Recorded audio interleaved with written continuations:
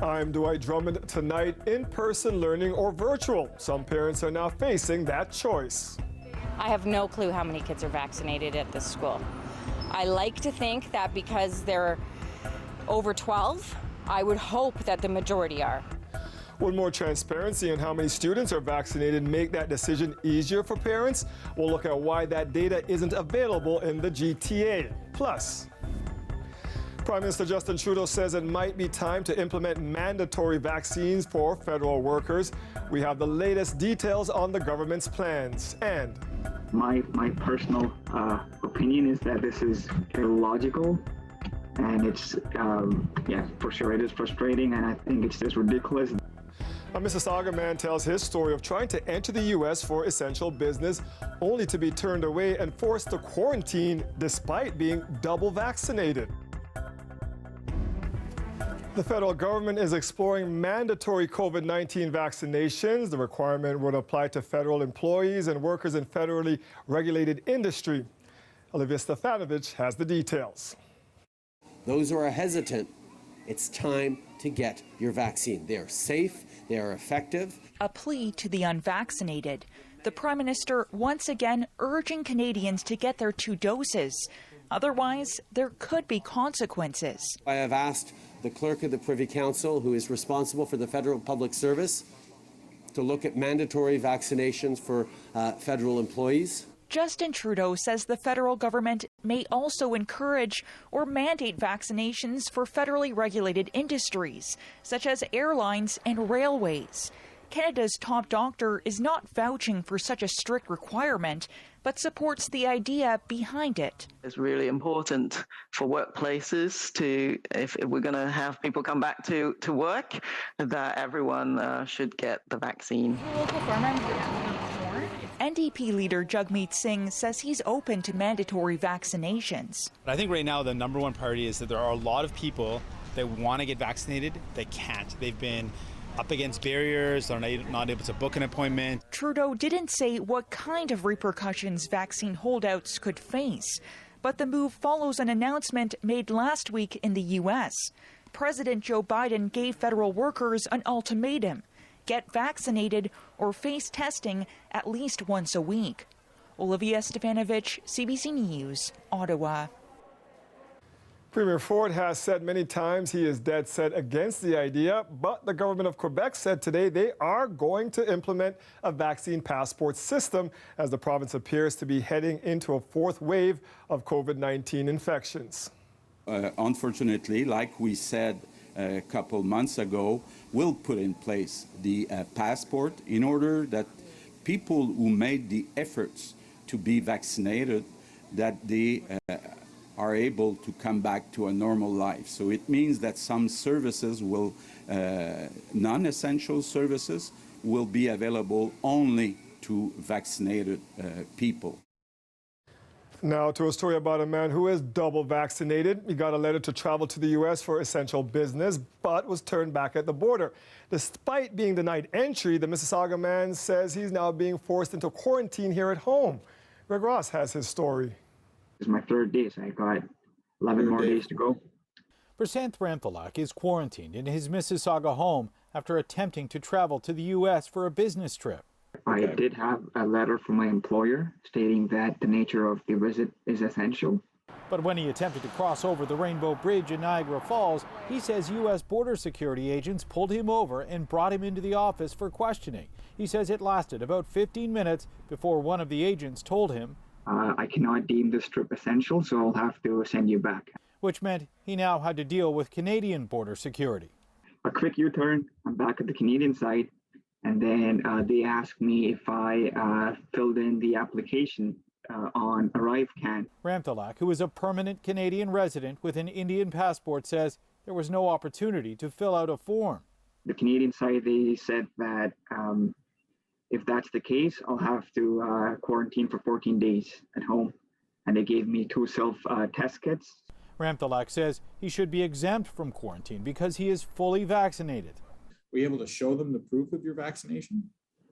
They weren't interested. I had it right there with me, and they weren't interested. They just said, you didn't fill the form, just here's your here's your test kit. Just proceed with the testing. Just sounds like an officer, some officers were not using common sense. Kelly Sundberg is a professor at Mount Royal University in Calgary. He's also a former employee of the Canada Border Services Agency. He says Ramthalak's vaccination status is not even the biggest oversight. He didn't leave Canada, technically. He was bounced back. He should have been processed accordingly. Ramthalak says he reached out to Health Canada for help, but was told there's nothing they could do. If he ignores the order to quarantine, he could face heavy fines and even imprisonment. But Sundberg doesn't believe the Canadian government has any grounds to enforce it.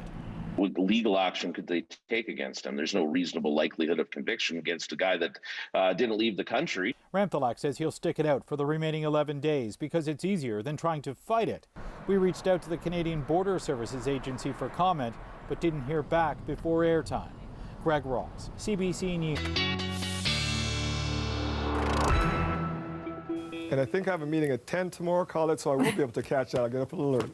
Yeah, it's so much fun to watch these races. I didn't see all of Damien's events, but saw several of them, and just so exciting. Really proud and happy for him. Here's a look at what's going on with our temperatures, and something you might notice. I mean, it's very subtle, but it's actually been warmer towards the Ottawa Valley, Ottawa River, towards St. Lawrence River area than it is in Toronto. Slightly, okay. And Windsor, they've dropped down now, but we're up to 28 as well. So all across, though, what we're really seeing from southwestern Ontario to eastern Ontario and points in between have been some very nice conditions. And not only do we have that heat, that summertime heat that some were kind of missing, but the humidity is fairly low. So our humidex values, it's getting a little stickier in Windsor. Also, for the nation's capital, a little bit stickier when you see a humidex at 33. But these dew points, so kind of the moisture content in the air, they're very reasonable for Toronto at 14. Now they're climbing up, so creeping there in Ottawa, that's 17. Same thing in Windsor. If we kind of look at the chart in terms of how that would generally feel, when you get into the mid-teens, it starts to feel humid. Of course, it's all relative. In southwestern Ontario, they don't really consider that humid because they see much more oppressive stuff. But it really does take until we see those dew points in the upper teens or especially into the 20s when it becomes more uncomfortable. We will see that towards the end of the weekend and the beginning of next week with the heat. So combined, it becomes a bit more uncomfortable. For now, though, we still have a couple of days where things are just slowly kind of creeping up there. So we know we have the clear skies, so much sunshine today. I will point out, I talked about it yesterday, some of the heavier rains, which in one sense, very good to see into northwestern Ontario, where over 100 forest fires are burning. However, I've just put the lightning strikes on and you see how many there are. So that also becomes a concern when it's just so dry, then having those strikes can start more fires. For us, just having a look at what happens over the next 24 hours looks pretty good. I was pulling in more cloud cover for us tomorrow afternoon. I'm going to hold it until the evening hours. Saturday, a different story. Kind of midday, we'll see this aligning here and we'll get into some scattered showers and thunderstorms in the later afternoon towards the early evening before that pushes through. Not everyone will be rained out, but there'll be some pockets with some heavier downpours there. Certainly the first half of the day so far looking good. Tonight's temperatures still pretty comfortable for sleeping. Tomorrow, mostly sunny, 29 degrees. It's going to be lovely, slightly cooler Saturday, but not really. And then continuing with the heat and humidity as we move on from there. Dwight. Thank you, Colette. Parents in Toronto should check their inboxes. The Toronto District School Board is asking them if their child will be going into the classroom, and parents only have a week to fill out the forms. But they'll be making that choice without knowing how many other children in the school are vaccinated. In fact, there's only one public health unit in Ontario where that information is publicly available. Chris Glover explains. At this Markham High School, students are already back in the classroom, but parent Julie Brown-Kruger says there's one big thing they won't be learning. I have no clue how many kids are vaccinated at this school. Parents in Wellington, Dufferin, Guelph have that info. Vaccination rates, school by school, are right on the Public Health Unit's website. At 5 schools, over 80% of students have first doses. At 2, more than 70% are fully vaccinated. But a private school in Fergus, Ontario, has just 15% of students fully vaccinated. That startled me. So yeah, I'm a little on edge, and I hope that some of that will be disclosed shortly. Guelph's health unit says it merged data from the provincial vaccine system and a separate one tracking school rates for other vaccines. that data is not even available to us. Windsor's medical officer says vaccination rates by age and postal code are the best they can offer. In statements, Toronto said its vaccine data is incomplete since less than half of young people identified their school when getting the shot. Peel said it's waiting on enrollment information from schools by mid-September. It is a consideration. Infectious disease physician Dr. Zane Chagla appreciates that many parents want that info. But, you can probably get a ballpark figure of how many fully vaccinated 12-year-olds to 17-year-olds that there are based on those regional numbers. The big point is probably that, parents who are wondering about the most important thing to put their kids back in school at that age group is that they just get their kids vaccinated, because their individual risk at that point becomes much, much lower. Starting today, parents in Toronto have a week to decide if their kids will go to in-person class. And the chair of the school board knows they'll be doing it without knowing how many other kids are vaccinated. The more information we have on this would help us to make those decisions, would help parents to make those decisions. But in the absence of that, we're going to have to do what we can to create as much confidence. They also won't know if their teachers are vaccinated. I don't take lightly people's charter rights. Yesterday, NDP leader Andrea Horvath shut down the idea of mandatory vaccinations for teachers. I regret the comment. I was wrong. And Today, education. a 180. I fully support mandatory vaccination in healthcare and education based on science. But with the Ford government refusing to make vaccines mandatory. I took the choice to kind of get vaccinated and hope for a better world. Some are just hoping others will make the choice on their own. Chris Glover, CBC News, Toronto. Masai Ujiri is staying in Toronto. The Toronto Raptors president has reportedly signed a deal to become the president and vice chairman of the team. Meanwhile, another familiar face is on the way out, but before he leaves, Kyle Lowry is thanking his teammates, fans, and Toronto in an emotional farewell message. In a lengthy Instagram post, Lowry says his bond with the city is unbreakable, and the Raps are in good hands with Pascal Siakam, OG Anunoby, and Freddie Van Vliet. He also says he gave everything he could to this team, and Toronto and Canada, it will forever be his home. A man is facing multiple charges after a puppy was dragged on a leash by a moving car in Mississauga. Peel police were called to the area of Winston Churchill and Destination Drive just after 4 p.m. yesterday. Witnesses reported a spotted small dog was being pulled by a vehicle. Police say witnesses managed to stop the vehicle, but when they tried to rescue the dog, the driver started waving a knife at them. The driver then left the animal on the road and fled. The 7-month-old Pomeranian named Sky was taken to an emergency vet clinic and is expected to make a full recovery. The 7-year-old driver was arrested and now faces multiple charges, including injuring an animal and possession of a weapon for a dangerous purpose. A revitalized playground was unveiled at the Alton Tower Circle near McCowan and Steeles today. It's the site of a brazen daylight shooting 3 years ago that left 2 young girls wounded. On what should be an uplifting day for this community, some say their sense of safety is still missing. Dale Manukduk has the story. It was all fun and games today on the revamped play structure at Alton Towers, the same playground where 2 of Stacey King's daughters were struck by stray bullets. That scar is never going to go away. They're taking one day at a time. They're still traumatized emotionally, physically. The incident happened on June 14th, 2018. The slide was yellow back then. 11 children were playing when at least 10 bullets were fired in a targeted shooting. Taquan Robertson was charged with attempted murder and aggravated assault. He was sentenced to 13 years behind bars for his role in the shooting, which for some in the community stripped away its sense of safety. Our children, are they outside playing as they used to? No. This is going to take a while to heal and feel that I can run around and do anything and nothing is going to hurt me. But today was about celebration. Kids enjoyed the play structure and there were giveaways. Thank you. The project was commissioned by Toronto Crime Stoppers as part of their community reward program, which gives back to neighborhoods instead of individual tipsters. Having a community reward, program of giving kids pizza and hoodies and making them see what happened, the negative, now a positive, right? And that's part of helping with that closure. Closure would not have been possible without catching those responsible. The BOLO program amplifies calls to action and tips from the community and helped raise awareness about the manhunt for Robertson. The director of the program came back to Alton Towers today to show his support. What happened here in 2018 left scars.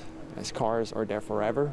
I think today we're just trying to bury that sadness with happiness. According to Toronto police data on shootings and firearm discharges, there hasn't been an incident in the immediate area of Alton Towers since the day of the 2018 shooting. Dale Manukduk, CBC News, Toronto. A man who has paraplegia is speaking up after he was denied access to rides at Canada's Wonderland. The lady was asking us, can you walk short distances? Can you support yourself with your legs? Can you transfer? Do you have any braces?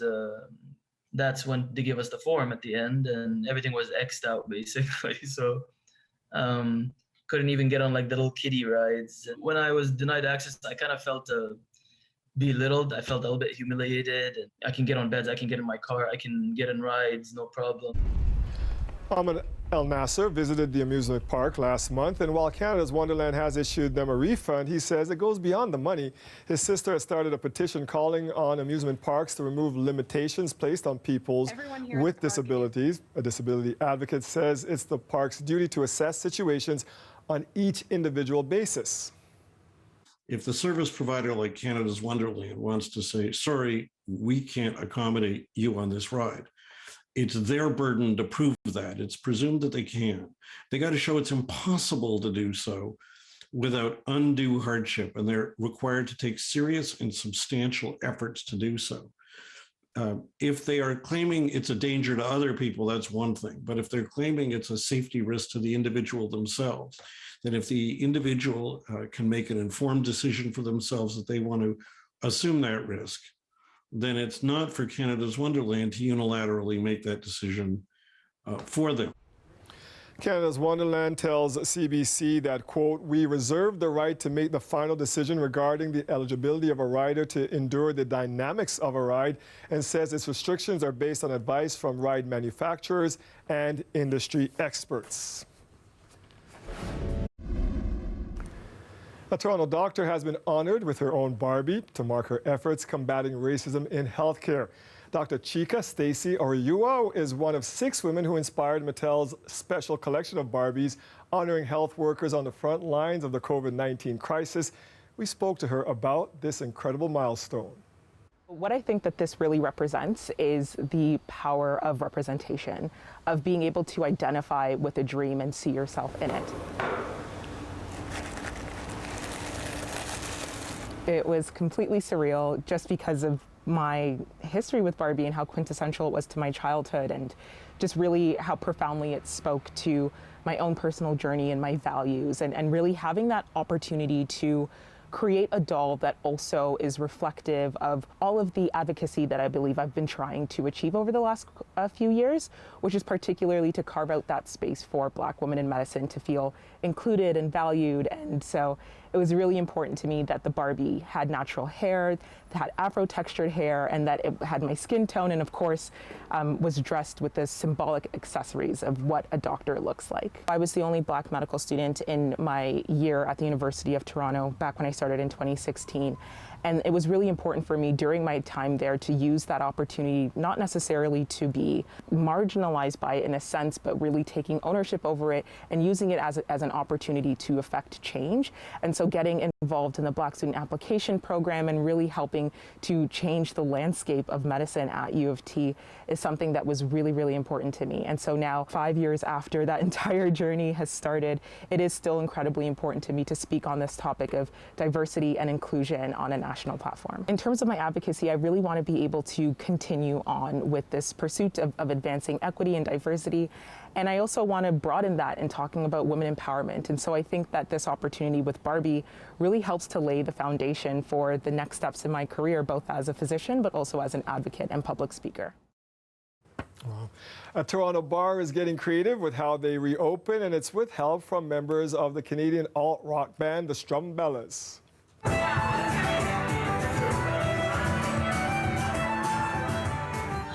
Patrons of the Tonight Bar on Queen Street West can enjoy live music indoors or outdoors. Inside, the band plays behind plexiglass, and the show is live streamed to the venue's back patio. Members of the Strumbellas started Full Rigged Ship, which you're hearing now. It's an instrumental group that plays traditional East Coast music. They'll play the Tonight Bar this Friday and every other Friday through August and September. Fun times. That is our show for tonight. Thank you for joining us. We'll see you back here tomorrow at 6. Stay safe and have a great night, everybody.